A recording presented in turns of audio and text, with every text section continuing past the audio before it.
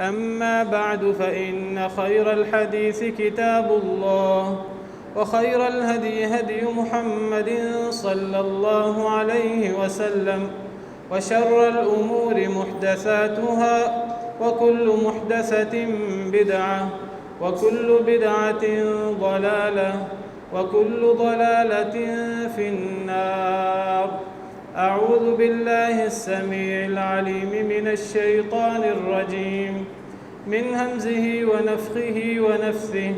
بسم الله الرحمن الرحيم. آباؤكم وأبناؤكم لا تدرون أيهم أقرب لكم نفعا فريضة من الله إن الله كان عليما حكيما. وراثت کے مسائل جاری ہیں.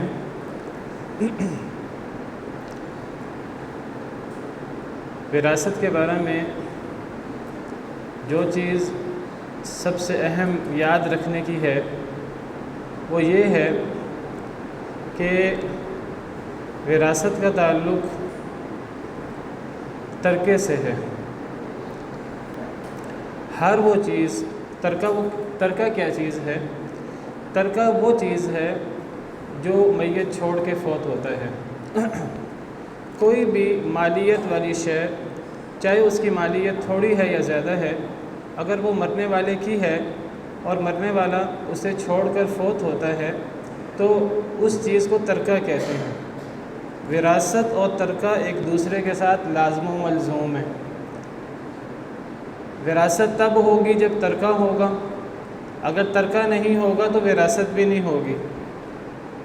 اور ترکہ کسے کہتے ہیں میں وضاحت کر چکا ہوں کہ ترکہ سے مراد وہ چیز ہے جو مرنے والا چھوڑ کر فوت ہو.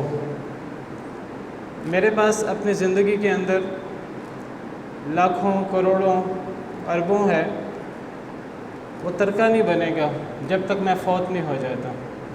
ترکہ کا مطلب ہی ہے چھوڑی ہوئی چیز. ترکہ ترک سے ہے اور عربی زبان میں ترکہ چھوڑنے کو کہتے ہیں. تو ترکہ سے مراد وہ مال ہے، وہ مالیت والی شے ہے جس کی قیمت تھوڑی ہو یا زیادہ ہو، جو کوئی شخص چھوڑ کر فوت ہو جائے. اگر کسی کے پاس بل گیٹس ہے یا اور بھی آج اس سے بھی زیادہ مالدار لوگ ہو گئے ہیں، کوئی بھی مالدار شخص ہو، اپنی زندگی میں اس کے پاس جتنا بھی مال ہے وہ ترکہ نہیں ہے. یہ بات بہت اہم ہے یاد رکھنے والی. بہت سارے لوگ وہ کہتے ہیں ہم نے اپنی زندگی میں وراثت تقسیم کرنی ہے. زندگی میں وراثت تقسیم نہیں ہوتی، کیونکہ وراثت کا تعلق ترکہ کے ساتھ ہے. ترکہ ہوگا تو وراثت ہوگی، ورنہ وراثت ہی نہیں ہوگی.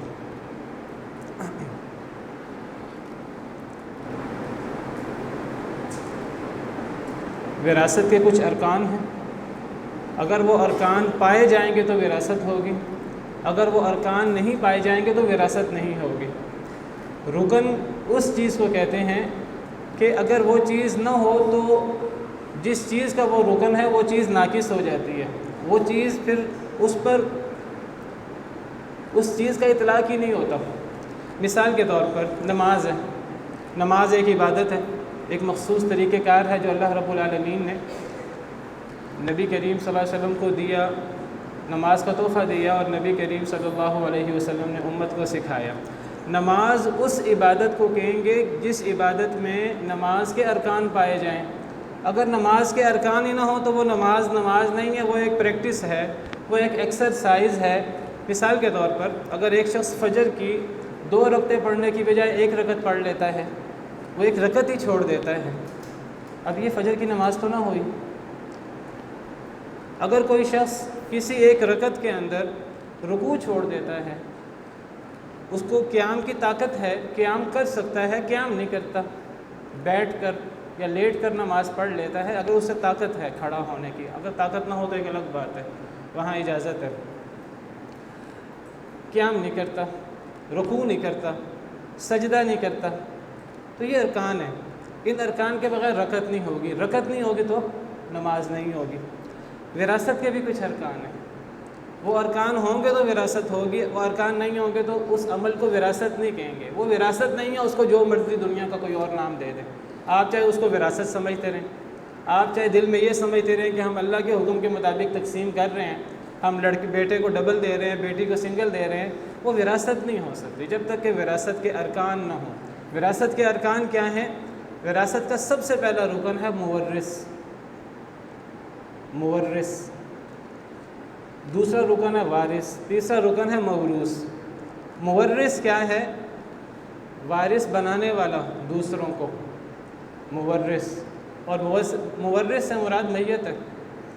مرنے والا ہوگا تو وراثت ہوگی، مرنے والا نہیں ہوگا تو وراثت نہیں ہوگی۔ اس سے یہ جو ہمارے معاشرے کے اندر میں کئی دفعہ پچھلے جمعوں میں ذکر کر چکا ہوں، اولاد اپنے باپ سے زندہ ماں سے تقاضا شروع کر دیتی ہے وراثت کا۔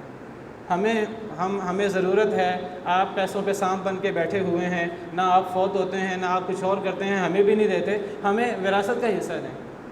میں آپ سے کہہ چکا ہوں، ذکر کر چکا ہوں آپ کے سامنے کہ ماں باپ سے وراثت کا تقاضا کرنا یہ گویا کہ ماں باپ کو یہ بات کہنے کے مترادف ہے کہ آپ مر کیوں نہیں جاتے، کیونکہ وراثت کا تعلق ہے ہی موت سے، زندگی سے تو ہے ہی نہیں۔ ماں باپ سے وراثت نہیں مانگی جا سکتی ان کی زندگی میں۔ ماں باپ سے یہ کہا جا سکتا ہے اگر ان کے پاس کوئی چیز ہے، جس میں ماں باپ بچوں سے مانگ سکتے ہیں، اگر ان کو کسی چیز کی ضرورت ہے، بچے ماں باپ سے مانگ سکتے ہیں اگر بچوں کو ضرورت ہے۔ آپ کے پاس مال ہے، آپ ہمیں تو کچھ مال دے دیں، ہم کاروبار کرنا چاہتے ہیں، ہم فلاں مکان لینا چاہتے ہیں، ہم فلاں گاڑی لینا چاہتے ہیں، ہمیں آپ قرض دے دیں یا آپ ہمیں ویسے دے دیں۔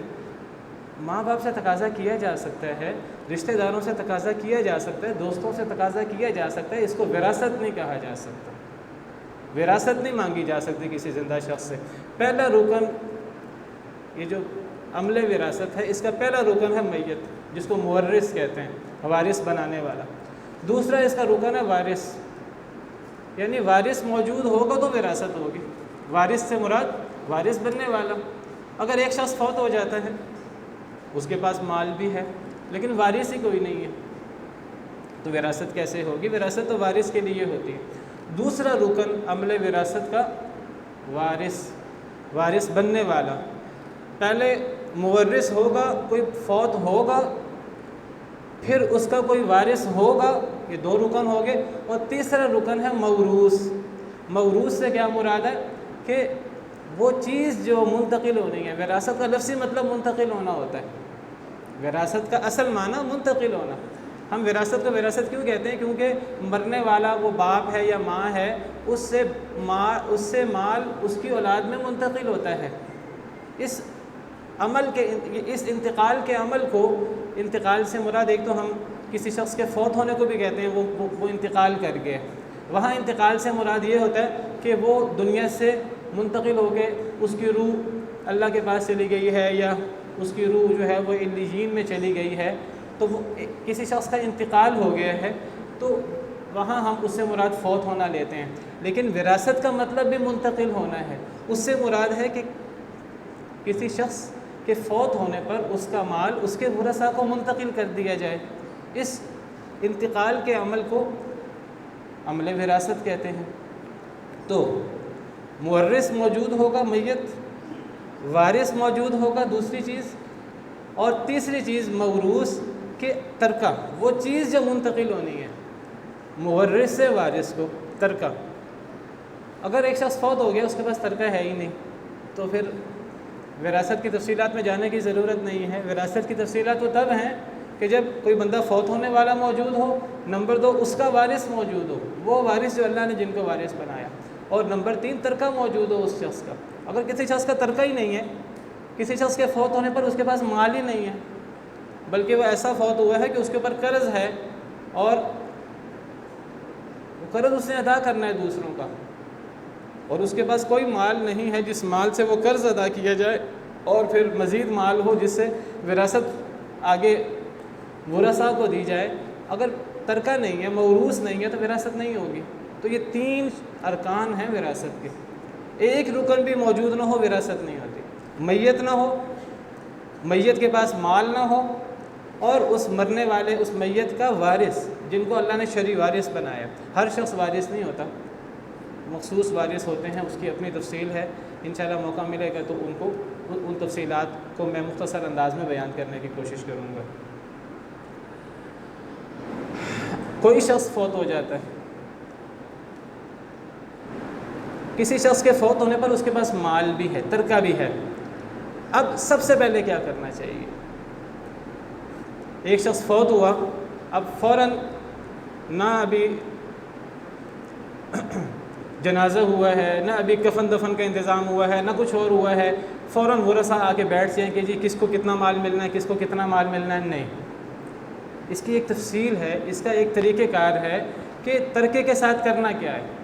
اگر ایک شخص فوت ہو گیا، ترکہ بھی موجود ہے، ورثاء بھی موجود ہے، تو ترکے کے ساتھ کیا کرنا ہے؟ سب سے پہلے تو ترکے کے 4 حق ہیں ترتیب کے ساتھ۔ آخری حق ترکے کا ترکہ کی تقسیم ہے، اس سے پہلے 3 حق ہیں جو ترکہ کی تقسیم سے پہلے پورے کرنے ضروری ہیں، اگر وہ پورے نہ کیے جائیں تو ترکہ کی تقسیم نہیں ہوتی، ڈائریکٹ ترکہ کی تقسیم نہیں ہوتی۔ یہ نہیں کہ کچھ لوگ جو ہیں وہ انتظار میں بیٹھے ہوں کہ جی کب ماں باپ فوت ہوتے ہیں اور کب ہم وراثت لیتے ہیں اور کب ہم وراثت تقسیم کرتے ہیں، نہیں، ترکہ کی تقسیم سے پہلے 3 مزید حقوق ہیں ترکہ کے جو ترکہ کی تقسیم سے پہلے ادا کرنے ضروری ہیں ترکہ میں سے۔ وہ حقوق کیا ہیں؟ سب سے پہلے مرنے والے کے کفن دفن کا، اس کو دفنانے کا انتظام کیا جائے گا، اس کے جنازے کا انتظام کیا جائے گا۔ مرنے والا، جیسے میں نے ذکر کیا کہ اس کے کفن دفن کا انتظام تو کسی نے کیا کوئی نہیں ہے، اور سب انتظار میں ہیں کہ آنکھیں بند ہوں تو ہم ترکہ تقسیم کریں۔ سب سے پہلے کفن دفن کا انتظام ہوگا۔ کفن دفن کا انتظام عام طور پر اولاد ورثاء کر لیتے ہیں، فوری کر لیتے ہیں، کوئی کر دے تو ٹھیک ہے، کوئی نہ کرے تو اس کفن دفن کا انتظام ترکہ سے ہوگا۔ مرنے والے کے ترکہ کا سب سے بڑا حق یہ ہے کہ اس کو اللہ نے انسان کو عزت والا بنایا ہے زندگی کے اندر، وَلَقَدْ كَرَّمْنَا بَنِي آدم۔ یہ عزت انسان کی صرف زندگی کے اندر نہیں ہے، مرنے کے بعد بھی ہے۔ ثُمَّ أَمَاتَهُ فَأَقْبَرَهُ۔ اللہ کا احسان یہ ہے کہ اللہ نے انسان کو پیدا بھی کیا ہے، پیدا کرنے کے بعد اسے فوت بھی کیا ہے، اور فوت کرنے کے بعد اسے قبر بھی عطا کی ہے۔ یہ اللہ کا احسان ہے، اور بہت بڑا احسان ہے کہ انسان کو دفن ہونے کے لیے زمین کا ایک ٹکڑا مل جاتا ہے، اس کو قبر میں دفنایا جاتا ہے۔ ورنہ ایسے بھی جانور ہیں کہ مر جاتے ہیں اور ان کو صحرا میں پھینک دیا جاتا ہے، میدان میں پھینک دیا جاتا ہے، ان کو پرندے اور درندے اور گدھ اور اس کیڑے مکوڑے نوچ نوچ کے کھاتے ہیں ان کے جسم کو۔ اگر انسان کے ساتھ بھی یہ ہوتا تو کیا ہوتا؟ اللہ نے انسان کو زندگی میں بھی عزت دی ہے، وہ اللہ کا فرما بردار ہو یا نافرمان۔ وَلَقَدْ كَرَّمْنَا بَنِي آدَمَ وَحَمَلْنَاهُمْ فِي الْبَرِّ وَالْبَحْرِ وَرَزَقْنَاهُمْ مِنَ الطَّيِّبَاتِ وَفَضَّلْنَاهُمْ عَلَى كَثِيرٍ مِّمَّنْ خَلَقْنَا تَفْضِيلًا۔ زندگی کے اندر ہم نے انسان کو عزت دی ہے، یہ عزت مرنے کے بعد بھی ملے گی، چاہے مسلمان ہے چاہے کافر ہے۔ کافر ہے، مسلمان علاقے میں فوت ہو جاتا ہے، اس کو بھی دفنانا ہے، دفن ہونا زمین کے اندر اس کا بھی حق ہے۔ اس کو جلا دینا جس طرح ہندو کرتے ہیں، یا اس کو درختوں کے اوپر رکھ دینا کہ پرندے اور لوگ آ کے اور جانور آ کر اس کو نوچ نوچ کے کھائیں، جس طرح بعض مذاہب میں ہے، اللہ معاف کرے۔ اللہ کا شکر ادا کریں کہ اللہ نے اسلام کی توفیق دی ہے، اللہ نے عزت دی ہے ہمیں زندگی میں بھی اور موت کے بعد بھی، ورنہ مردوں کو جلا دیتے ہیں لوگ، ورنہ مردوں کو درختوں کے اوپر اور اونچی جگہوں کے اوپر بعض مذاہب جو ہیں وہ مردوں کو چھوڑ آتے ہیں اور ان کو نوچ نوچ کے پرندے کھاتے ہیں ان کی لاش کو۔ اللہ نے زندگی میں عزت دی ہے اور مرنے کے بعد عزت دی ہے۔ مسلمان ہو تو اسے عزت کے ساتھ کفن دفن کر کے، خوشبو لگا کے، کفن وغیرہ پہنا کر، خوشبو لگا کر، جنازہ پڑھ کے، دعائیں کر کے اسے قبر میں دفنایا جائے گا، اس طریقے کے مطابق جس طریقے سے نبی کریم صلی اللہ علیہ وسلم نے سکھایا ہے۔ اور اگر کافر ہوگا مرنے والا، اس کے لیے وہ نماز جنازہ اور دعائیں وغیرہ یہ تو اس کو عزت حاصل نہیں ہے، اس کے لیے دعائیں ہوں۔ کافر کے لیے دعا نہیں ہو سکتی رحمت کی، کافر کے لیے مغفرت کی دعا نہیں ہو سکتی۔ اگر کوئی بندہ کفر پہ فوت ہو جائے، زندگی میں بھی دعا نہیں ہو سکتی، زندگی میں دعا ہو سکتی ہے اللہ اس کو ہدایت دے، زندگی میں اس کو ہدایت مل سکتی ہے۔ اللہ سے ہدایت کی دعا کرنی چاہیے، اللہم اہد قومی فانہم لا یعلمون، اے اللہ میری قوم کو ہدایت دے، یہ نہیں جانتے۔ نبی کریم صلی اللہ علیہ وسلم دعا کیا کرتے تھے، تمام انبیاء کرام علیہم السلام دعا کیا کرتے تھے۔ مرنے کے بعد دعا کرنا جائز نہیں ہے کافر کے لیے، مرنے کے بعد جنازہ پڑھنا جائز نہیں ہے، لیکن دفنانا اسے بھی ہے۔ ابو طالب نبی کریم صلی اللہ علیہ وسلم کے چچا فوت ہوئے، آپ کو پتہ کفر پہ فوت ہوئے۔ نبی کریم صلی اللہ علیہ وسلم زندگی میں بھی واعظ کرتے رہے اور مرتے وقت بھی واعظ کیا کہ اے چچا کلمہ پڑھ لیجئے، میں اللہ کے ہاں سفارش کروں گا، میں اللہ کے ہاں بات چیت کروں گا، میرے پاس کوئی بنیاد ہونی چاہیے کہ میں اللہ سے سفارش کر سکوں، اللہ سے جھگڑا کر سکوں، اللہ کے سامنے گڑ گڑا سکوں آپ کے لیے کہ اللہ تعالیٰ آپ کو جنت دے دے۔ لیکن نہیں، اللہ کی طرف سے توفیق نہیں تھی۔ ابو جہل وغیرہ ساتھ بیٹھے ہوئے تھے، بری صحبت کا انجام، برے ساتھیوں کا انجام دیکھیں۔ ابو جہل وغیرہ کہنے لگے اے ابو طالب، مرتے پوری زندگی تو مسلمان نہیں ہوئے، مرتے وقت مسلمان ہو جاؤ گے؟ اگر مسلمان ہونا تھا تو زندگی میں مسلمان ہونا تھا، یہ کیا ہے؟ یہ کیسی غیرت ہے کہ پوری زندگی تو تم اپنے باپ کے دین پر رہے ہو اور مرتے وقت تم محمد کے دین پہ ہو جاؤ۔ تو ابو طالب نے مرتے وقت کہا کہ میں عبد المطلب کی ملت پر فوت ہو رہا ہوں، والعیاذ باللہ، اور ان کی جان نکل گئی۔ تو نبی کریم صلی اللہ علیہ وسلم نے فرمایا، ایک تو آپ نے فرمایا کہ یہ جہنم میں جائیں گے، میرے چچا ہیں، پوری زندگی میری حمایت کرتے رہے لیکن اسلام قبول نہیں کیا، کفر پہ فوت ہوئے ہیں، جو کفر پہ فوت ہو وہ جنت میں نہیں جا سکتا، جہنم میں جائیں گے۔ فرمایا جہنم میں انہیں ہلکا عذاب ہوگا، اور ہلکا عذاب بھی کیا ہوگا؟ پاؤں کے نیچے آگ کے 2 جوتے پہنائے جائیں گے جن سے ان کا دماغ کھولے گا، والعیاذ باللہ، پورے جسم سے وہ جل کر اور گرمائش کے ساتھ آگ تک، دماغ تک وہ آگ پہنچے گی اور دماغ کھولے گا، والعیاذ باللہ۔ لیکن فرمایا حضرت علی کو، اے علی جاؤ، جا کر انہیں ڈھانکاؤ، نہ دعائیں ہیں، نہ جنازہ ہے، نہ کچھ اور ہے، لیکن دفن ہونا اس کا بھی حق ہے، ایک کافر کو بھی دفنانا ہے۔ فرمایا اے علی جاؤ، اذهب فواری، جاؤ جا کر انہیں ڈھک آؤ، جاؤ جا کر انہیں ڈھانپ آؤ، کسی چیز کے ذریعے گڑھا کھود کر دفن کر دو، کوئی دعاؤں کی کوئی جنازے کی ضرورت نہیں۔ کافر کا بھی حق ہے کہ اسے دفنایا جائے۔ تو ہمارا عزیز ہے، فوت ہو گیا ہے، تو سب سے پہلا اس کا حق ہے کہ اگر کوئی اسے کفن دفن کا انتظام نہیں کرتا تو اس کے ترکے سے ہی اس کے کفن دفن کا انتظام کر دیا جائے، جتنا خرچ آئے اس پر۔ آج کل ہمارے ہاں شہروں میں تو زمین بھی خریدنی پڑتی ہے، قبر کی جگہ خریدنی پڑتی ہے، اور اخراجات ہوتے ہیں، جتنے اخراجات آئیں 20,000 30,000 کم و بیش جتنے آئیں، کوئی نہیں کرتا تو ترکہ سے ہوں گے اور وہ ترکہ سے نکال لیے جائیں گے۔ اور اس کفن دفن کے اندر کسی قسم کا غلو، کسی قسم کا مہنگی چیزیں خریدنا اور کسی قسم کا ناجائز کام نہیں ہوگا۔ یہ کفن دفن اس طریقے کے مطابق ہوگا جو طریقہ پیارے نبی صلی اللہ علیہ وسلم نے سکھایا ہے۔ پکی قبر نہیں بنے گی، مزار نہیں بنے گا، مرنے کے بعد جو ہے وہ دیگیں تقسیم ہونی چاہیے، جمعرات کے دن جو ہے وہ چاول تقسیم ہونے چاہیے، یہ ہونا چاہیے، وہ ہونا چاہیے، اس قسم کا کوئی انتظام نہیں ہوگا۔ شرعی طریقے سے دفن کیا جائے گا عزت کے ساتھ، اور اس کا خرچ ترکے سے لیا جائے گا۔ یہ سب سے پہلا حق ہے جو ترکے سے ادا کرنا ضروری ہے، ترکہ کی تقسیم سے پہلے۔ اس کے بعد میت کے اوپر کوئی قرض ہے، دیکھا جائے گا، پوچھا جائے گا لوگوں سے کہ کسی کا اس کے اوپر کوئی قرض تو نہیں ہے۔ اگر کوئی قرض ہے تو وہ ترکہ سے ادا کرنا ضروری ہے، ترکہ کی تقسیم سے پہلے۔ وہ جتنا بھی قرض ہے، اگر ایک آدمی 10 لاکھ چھوڑ کے فوت ہوتا ہے اور اس کے اوپر 10 لاکھ ہی قرض ہے تو وہ ترکہ تقسیم نہیں ہوگا، وہ سارا کا سارا مال قرض میں نکل جائے گا۔ اللہ تعالیٰ نے جتنے وراثت کے احکام بیان کیے، فرمایا من بعد وصیت یوصی بها او دین، یہ وصیت اور قرض ادا کرنے کے بعد ترکہ کی تقسیم ہوگی۔ من بعد وصیت یوصین بها او دین، من بعد وصیت توصون بها او دین، من بعد وصیت یوصی بها او دین۔ 2 آیتوں کے اندر 4 مرتبہ اللہ نے یہ بات فرمائی ہے۔ اتنا اہم معاملہ ہے، فوراً ترکہ کی تقسیم نہیں ہونی، سارا توجہ اور سارا زور ترکہ کی تقسیم پہ نہیں ہونا چاہیے۔ پہلے میت کو اس کی جان تو چھوٹنے دو، اگر اس کا اس کا قرض ادا نہیں کیا جائے گا، اس کی جان معلق رہے گی، وہ قبر کے اندر سکون سے نہیں ہوگا، وہ قبر کے اندر معلق ہے، وہ سکون سے نہیں ہے، اس کی جان اٹکی ہوئی ہے اور ورثہ لگے ہیں ترکہ تقسیم کرنے. نہیں، پہلے کفن دفن کا انتظام ہوگا، پھر اس کے بعد قرض کی ادائیگی ہوگی. قرض میں بھی یاد رکھیں، قرض جو میت نے قرض لیا ہو، ایک ہوتا ہے کہ میت نے کسی کو قرض دیا ہو.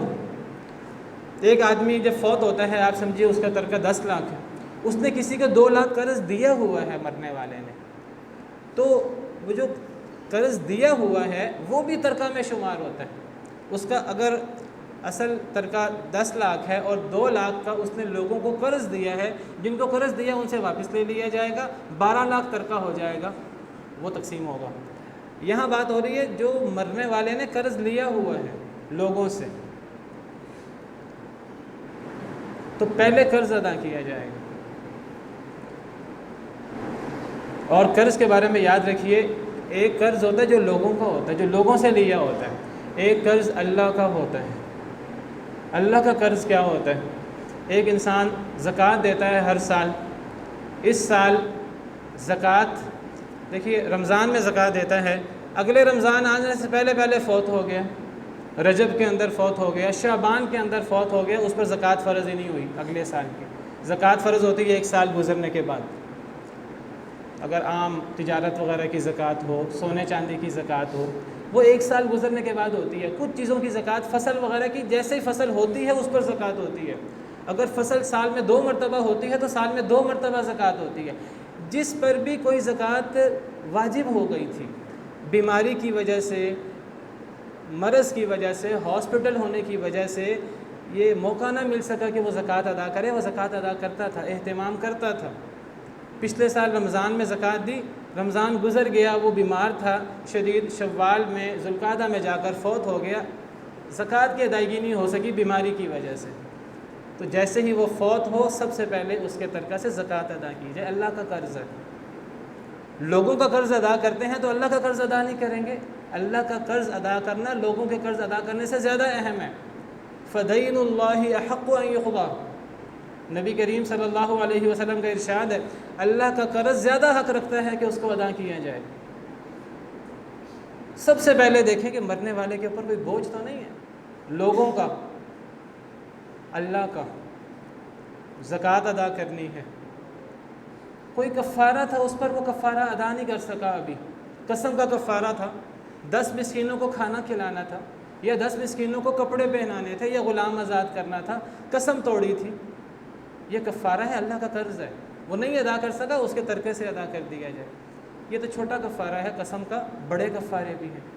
کوئی قتل خطا ہو گیا، اس کا کفارہ، اس کی دیت. کوئی رمضان کے اندر بیوی سے تعلق قائم ہو گیا، اس کا کفارہ بہت بڑا ہے. زہار ہو گیا بیوی کے ساتھ. تو یہ کچھ تفصیلات ہیں. یعنی جو بھی قرض ہے اس کے اوپر لوگوں کا ہو یا اللہ کا ہو. حج نہیں کیا ایک بندے نے، اس کے اوپر حج واجب ہو گیا تھا، وہ کہتا تھا کہ میں حج کروں گا، لیکن بیمار ہو گیا. جس سال وہ اس کے اوپر حج فرض ہوا اسی سال بیمار ہو گیا اور اسی بیماری کے اندر فوت ہو گیا. اب اس کے اوپر حج لاگو ہو گیا تھا، لیکن وہ حج کر نہیں سکا، اللہ کی طرف سے مجبوری آ گئی، وہ معذور ہے، حج کر نہیں سکا. تو اس کا ولی اس کی طرف سے حج کرے، اس کے ترکے سے حج کرے، اس کی طرف سے حج بدل ہوگا اور وہ اس کے ترکے سے وہ حج کیا جائے. اس کا حج نہیں ہوا، اس پر حج فرض ہوا، اور ہم حج ادا کرنے کی ہمیں کوئی فکر نہیں ہے، ہمیں ساری فکر ترکہ کی تقسیم کی ہے. غلط بات ہے. سب سے پہلے لوگوں کا قرض ادا کیا جائے، سب سے پہلے اللہ کا قرض ادا کیا جائے. آگے یہ الگ تفصیل ہے، اگر قرض زیادہ ہو لوگوں کا یا اللہ کا، پھر پہلے کون سا ادا کرنا چاہیے. بعض علماء کہتے ہیں پہلے اللہ کا قرض ادا کیا جائے، بعض علماء کہتے ہیں پہلے لوگوں کا قرض ادا کیا جائے. صحیح بات یہ ہے پہلے لوگوں کا قرض ادا کیا جائے گا، اور اگر اس سے مال بچ جائے اور اللہ کا قرض باقی ہو پھر اللہ کا قرض ادا کیا جائے. اگر مال ختم ہو جائے تو ترکہ تقسیم نہیں ہوگا. اگر مال بچتا ہے پھر آگے بڑھیں گے. سب سے پہلے کفن دفن کا انتظام، نمبر 2 قرض کی ادائیگی. اسی ترتیب سے اس کو ادا کرنا ہے. نمبر 3 وصیت. مرنے والے نے جو وصیت کی ہے وہ وصیت پوری کی جائے ترکہ کی تقسیم سے پہلے. مرنے والا جو وصیت کرتا ہے بعض دفعہ وہ ایک اسپیسیفک مال کی وصیت کر جاتا ہے, بعض دفعہ وہ ایک مخصوص ریشو کی وصیت کر جاتا ہے کہ میری جائیداد میں سے 10% حصہ فلاں مد میں خرچ کر دیا جائے. میرے مرنے کے بعد میری جائیداد میں سے 5واں حصہ 20%, 25%, 30% اس سے دارالایتام بنا دیا جائے تاکہ میرے لیے صدقہ جاریہ ہو, مجھے میرے مرنے کے بعد بھی قبر میں فائدہ پہنچتا رہے. اور یہ وصیت کرنی چاہیے, خاص طور پر صدقہ جاریہ وغیرہ اور اس قسم کی وصیت. ایک انسان اپنی زندگی میں اپنا جتنا مال اللہ کے راستے میں خرچ کرتا ہے اس کو ثواب پہنچے گا. اللہ کے غصے کو ٹھنڈا کرنے کا سب سے بڑا عمل صدقہ.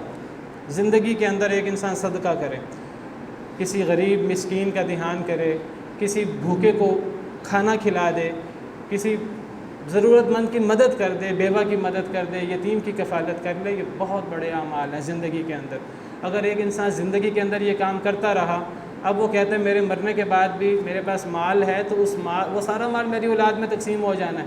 میری اولاد آگے اس مال کو اللہ کے کاموں میں, اللہ کے راستے میں خرچ کرتی ہے کہ نہیں کرتی. میں چاہتا ہوں کہ مجھے میرے مال سے فائدہ پہنچے مرنے کے بعد بھی. اللہ نے انسان کو مرتے وقت حق دیا ہے کیونکہ مال اس نے کمایا ہے. اگر اس نے جائز طریقے سے کمایا ہو, اللہ نے حق دیا ہے کہ وہ 1/3 مال کی وصیت کر سکتا ہے. 1/3 کے اندر 1/3 سے زیادہ کی وصیت نہیں کر سکتا, کیونکہ یہ مال جو ہمارے پاس ہوتا ہے ہم کہتے ہیں میرا مال میرا مال میرا مال. یہ میرا نہیں ہے. میرا مال صرف وہ ہے جو میں نے کھا لیا اور کھا کر ختم کر دیا, یا میرا مال وہ ہے جو میں نے پہن لیا, پہن کر بوسیدہ کر دیا. نبی کریم صلی اللہ علیہ وسلم کی حدیث کا مفہوم آپ کے سامنے بیان کر رہا ہوں. اور میرا مال وہ ہے, سب سے بہتر میرا مال جو میں نے اللہ کے راستے میں صدقہ کر کے محفوظ کر لیا آخرت کے لیے. یہ میرا مال تو صرف وہ ہے. باقی کروڑوں کا مال ہو, اربوں کا مال ہو, خربوں کا مال ہو, انسان کا ہوتا نہیں.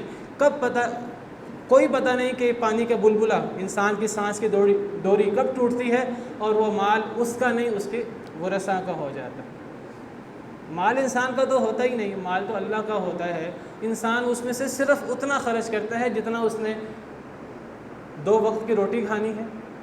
ایک غریب کے ساتھ بھی پیٹ لگا, مالدار کے ساتھ بھی پیٹ لگا ہے. کوئی مالدار 50 لوگوں کا کھانا نہیں کھائے گا, کھانا وہ بھی ایک شخص کا ہی کھائے گا, تھوڑا سا اچھا کھا لے گا, کوئی زیادہ فرق نہیں ہے.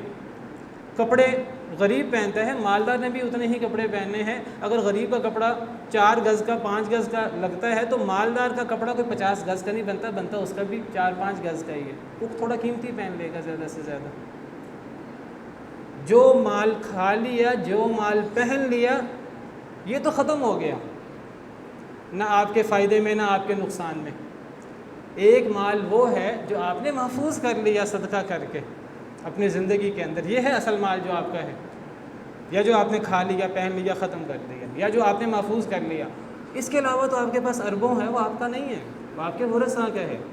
ہاں, اگر اللہ آپ کو توفیق دے دے اور آپ کے دل میں خیال پیدا ہو جائے کہ میرے مرنے کے بعد مجھے میرے مال سے فائدہ پہنچنا چاہیے, آپ مرتے وقت وصیت کریں.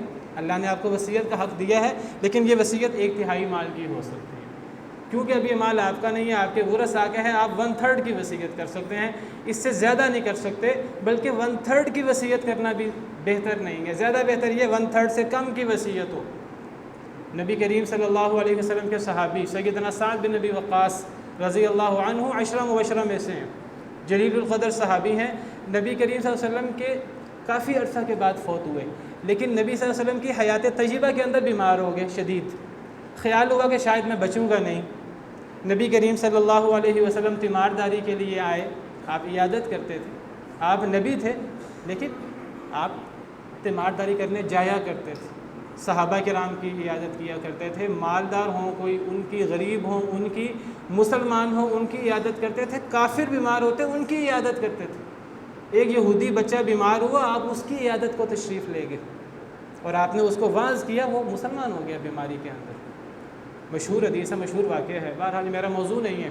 تو نبی کریم صلی اللہ علیہ وسلم تیمارداری کے لیے تشریف لے گئے تو حضرت سعد بن ابی وقاص عرض کرنے لگے، یا رسول اللہ میرے پاس مال موجود ہے، وارث ایک بیٹی ہے، اس کو میرے مال کی زیادہ ضرورت بھی نہیں ہے، اللہ نے اس کو بڑا دیا ہے، میرے پاس بڑا مال ہے، میں چاہتا ہوں زندگی کے اندر نیک کام کرنے کی کوشش کرتا رہا، اگر میں فوت ہو جاؤں تو میں چاہتا ہوں کہ میں اپنا مال جو ہے وہ 2/3 مال صدقہ کر دوں۔ نبی صلی اللہ علیہ وسلم نے فرمایا نہیں۔ عرض کرنے لگے میں چاہتا ہوں کہ آدھا مال صدقہ کر دوں، آپ نے فرمایا نہیں۔ عرض کرنے لگے میں چاہتا ہوں کہ میں اپنا مال 1/3 صدقہ کر دوں، آپ نے فرمایا 1/3 بھی زیادہ ہے، الثلث والثلث کثیر، آپ نے فرمایا 1/3 کر سکتے ہو، 1/3 اور یہ بھی زیادہ ہے۔ سیدنا ابن عباس رضی اللہ عنہ، دیگر علماء فرماتے ہیں کہ انسان کو 1/3 مال بھی صدقہ نہیں کرنا چاہیے وصیت میں، کیونکہ نبی کریم صلی اللہ علیہ وسلم نے اسے زیادہ قرار دیا ہے۔ بہتر یہ ہے کہ انسان 1/4 یا 1/3 سے کم صدقہ کرے۔ اگر صدقہ کرنا ہے وہ مال اس کے ورثاء کا ہے، جتنا زیادہ صدقہ کرے گا ورثاء کو نقصان پہنچائے گا، انسان ورثاء کو نقصان نہیں پہنچا سکتا۔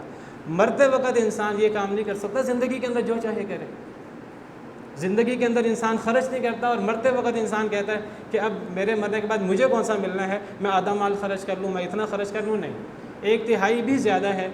بہرحال زیادہ سے زیادہ 1/3 ہو سکتا ہے، ورنہ 1/4 کے قریب۔ اگر ایک انسان کے پاس 10 لاکھ ہے، وہ 2 لاکھ کی وصیت کر جاتا ہے، کوئی ریشو بیان نہیں کرتا، ہم دیکھیں گے کہ وہ مال 1/3 سے کم ہے تو وصیت پوری کر دیں گے۔ وہ کوئی اسپیسیفک مال کی وصیت نہیں کرتا، وہ ریشو بیان کر دیتا ہے، میرے مال کا 10%، میرے مال کا 20%، 25%، 30% فلاں مد میں خرچ کر دیا جائے، ٹھیک ہے، کر سکتا ہے، یہ سب 1/3 سے کم ہے۔ 1/3 33% ہوتا ہے، 33% سے جب بھی کم ہو وہ وصیت پوری کر دی جائے گی۔ اگر ایک بندہ کہتا ہے میرا آدھا مال مسجد بنا دینا، اس سے کنویں کھدوا دینا، فلاں نیک کام کر دینا، آدھا مال، یہ وصیت صحیح نہیں ہے۔ لیکن یہاں ورثاء سے پوچھا جائے گا، اگر اس وصیت کو پورا کیا جائے نقصان کس کا ہے؟ ورثاء کا۔